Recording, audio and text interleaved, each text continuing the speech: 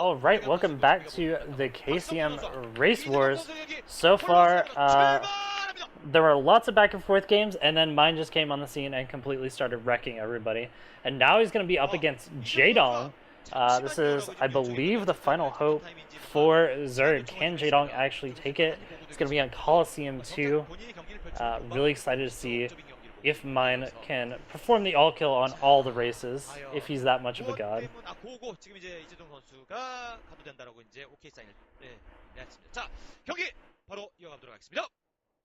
So we'll be going into the next game. Mine is always good for puns. Do you mind if I call you Project? Ha ha ha. Alright, we are on game 6 of the KCM Race Wars. It's going to be mine versus Jaedong on Colosseum 2. In the bottom left-hand corner in the green on an absolute tear right now, up 3-0. It is going to be mined. And up in the top left-hand corner in the white, Jaedong, who has found himself in a bit of a slump, especially in ZVT as of recent. Can he actually break that slump, come out and defeat Mind, who's one of the strongest players out on the map right now? So we'll have to see it. It is Jaedong going into things. As you can see, Protoss and Zerg suffering terribly right now. 2 players down apiece. Zerg on the edge of elimination in this match if Mind wins this game. So it looks like Mind is actually going to be just walling off his front. I was worried there for a second that he might go for a bit of a proxy, as he's been known to do in these last couple of games, but instead decides to just go for the wall off. It's going to allow him to take an easy, I believe, 3 bases. I think he could take 3 early bases on this map. Just look at the map real quick, make sure I'm not imagining things. Well, you take an early natural. I forgot the ramp is on the other side for that 3rd base. So it's still going to be pretty easy for mine to take that natural and just go ahead and macro up without too much pressure from a Zerg opponent. There is some worry that with these natural patches of creep out, you may get some sort of weird Zerg cheese like a sunken rush, but I don't think that's happened in quite a while. In general, we haven't seen this map in quite a while. It's a bit of a non-standard map, well known for, at least in ZVP, known for the days when you could go 5-hatch Hydra very easily. It's very easy to control all 3 of these bases for the Zerg player, and then you could just max out and kill the Protoss player every single time. Very easy to do.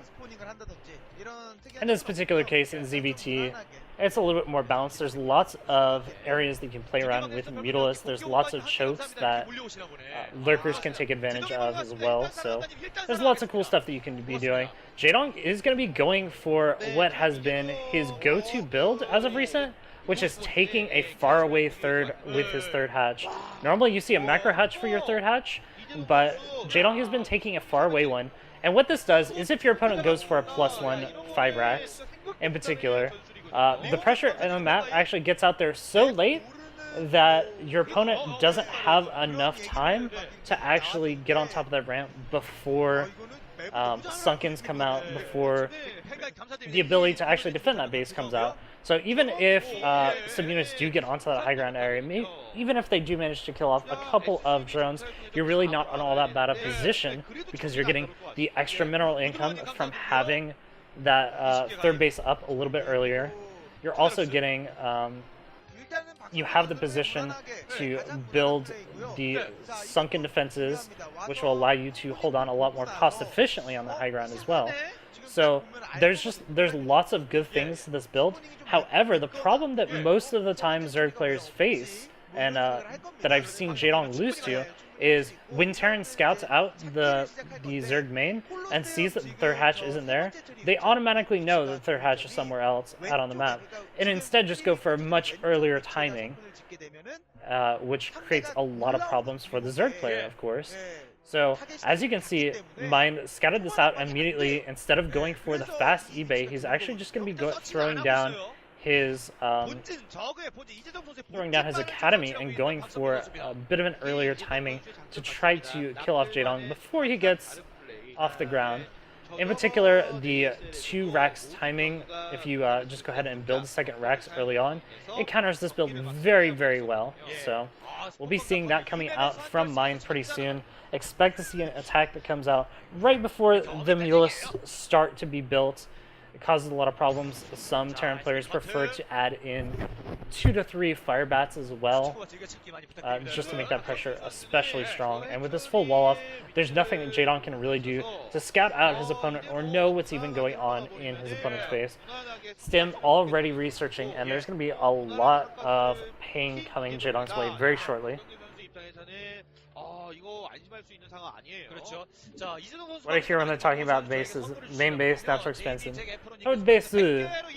So here comes the first push out. It's going to come with a medic and 1 fire bat. This is very strong timing coming out right now. It's probably just going to gun straight for the natural. You can go for the third if you scout it out, but in this particular case, going for the natural is usually a little bit stronger. Jaedong is going to try to set up a couple of sunkens here at the choke here, but it's coming quite late in the game, and with these units already here, this is pretty disastrous. He really wants to surround that medic, actually, but instead just going straight for the units to try to buy time for the sunken. I think that was a bit of a mistake. If the medic was way out of position, if he had just sniped the medic, he would have been in a really good position. Now he's got to pull drones as well, and both the sunkens going down, the drones being split up by the sunken colony going down, and that's all the drones going down, that's all the lings going down. Absolutely, completely wrecked by this build from Mine. Mine is actually just going to push straight through and try to pick off a couple more drones. Very nice target firing from Mine to get on top of those drones and kill them off, and there's just a couple more drones left here to defend. Jaedong will eventually be able to clean this up, but he's lost so many drones in the process. It's a pretty brutal timing, and now he's going to have to rely on trying to get up the Mulus for the next timing attack, but with +1 and the range coming out for the Marines pretty soon, it's going to be pretty brutal. Only 4 drones in gas altogether, only 5 drones on minerals, 6 drones on minerals. It's looking pretty brutal. At least his third base is doing pretty well for itself. He's been able to make non-stop drones over there, but the damage has already been dealt. This is so much brutal damage coming down, and even though Mulus will be out pretty shortly, Mine is pretty prepared with all of these missile turrets. Without the Mulus being able to get up to a high number of 9 to 11 early on, there's not really a lot of danger for Mine. He can just sit back and macro up, wait until he has 1 to 2 subgroups of units, and just push across the map for the easy win. It's going to be a while before lurkers get up. Jaedong doesn't have the economy to build more sunken, so he's really relying heavily on just being able to harass very heavily with these Mulus, but he can't even one-shot the Marines yet with the number of Mulus that he has. Jaedong just notoriously greedy in this matchup, and it really comes back to bite him quite a bit. Luckily, his Spire is going to survive for now, but once Mine figures out where the third base is, once Mine goes ahead and moves out on the base with this 5 racks production, and the factory tech that's going to be coming up shortly, he's going to be in a pretty good spot.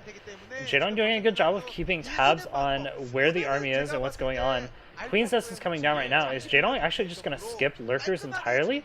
Looks like he might actually go full Crazy Zerg and skip lurkers, knowing that his only hope in this game is just trying to block up those chokes with lots of sunkens and micro very well with the Mulus. He doesn't really have the gas or the mineral income to spend on going for those extra lurkers, but not doing a good job with these Mulus, losing 1 over there. And even though he's doing a good job of keeping tabs, he's taking far too much damage on these Mulus. In general, Jaedong's Mulus micro has fallen quite a bit and has gotten actually kind of sloppy, which is weird to say for Jaedong of all people, but as of recent, in the last couple of months, Jaedong's Mulus control has been very, very poor.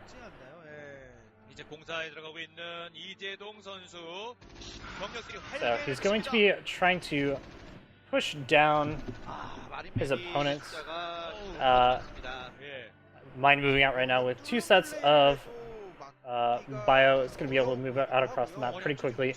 Jaedong's trying to get some sunkens down to defend against this, but with this much bio, it's not possible. Losing another Mutalisk there for free, it's going to be a long time before Defilers get up, so it's entirely up to good Mutalisk micro and these couple of Sunkens in the choke to actually defend.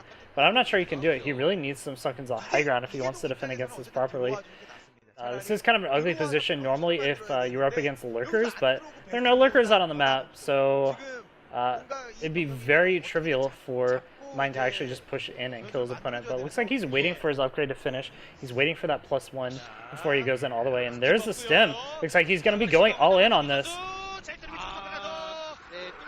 Lots of damage being done to these Marines right now. He really needs to get all the Marines to the choke right now. They're not getting max DPS in here right now, but where there's just too much bio, I think they're eventually going to be able to clean this up. Doing lots of damage to the Mutalisk, and there's the GG.